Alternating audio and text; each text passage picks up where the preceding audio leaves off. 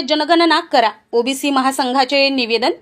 वर्धा जिल्ह्यात राष्ट्रीय ओबीसी महासंघ यांच्या वतीने 2027 मध्ये होणाऱ्या जनगणनेत ओबीसींसाठी स्वतंत्र कॉलम देऊन जातनिहाय जनगणना करण्याची मागणी करण्यात आली। या मागणीसाठी पंतप्रधान नरेंद्र मोदी, केंद्रीय गृहमंत्री अमित शहा तसेच केंद्रीय जनगणना आयोग यांना आज जिल्हाधिकाऱ्यांमार्फत निवेदन देण्यात आले।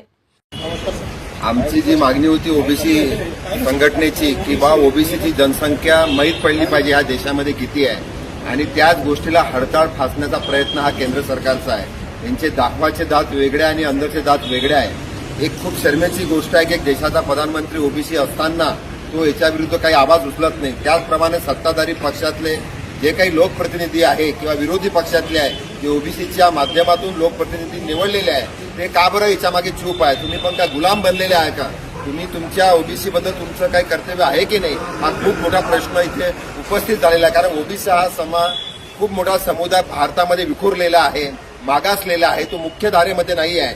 तर केंद्र सरकारला एक विनंती आहे की त्यांनी नक्कीच याच्यावर विचार करावा आणि जो कपटीपणा केलेला आहे तो दुरुस्त करून ओबीसीची जनगणना कॉलम हा त्याच्यामध्ये समाविष्ट करावा। जय ओबीसी, ओबीसीची जनगणना झालीच पाहिजे। जो ओबीसी की बात करेगा।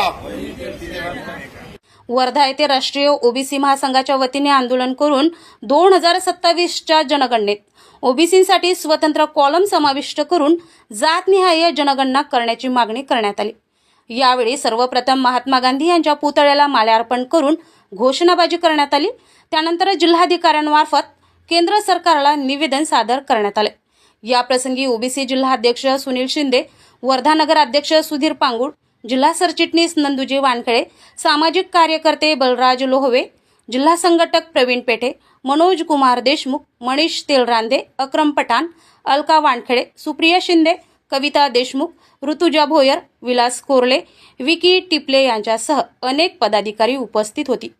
यावेळी जिल्हाध्यक्ष सुनील शिंदे, प्रवीण पेठे, बलराज लोहवे आणि नंदुजी वानखेडे यांनी आपले मनोगत व्यक्त करत ओबीसी समाजांच्या हक्कासाठी लढा सुरूच राहणार असल्याचे सांगितले।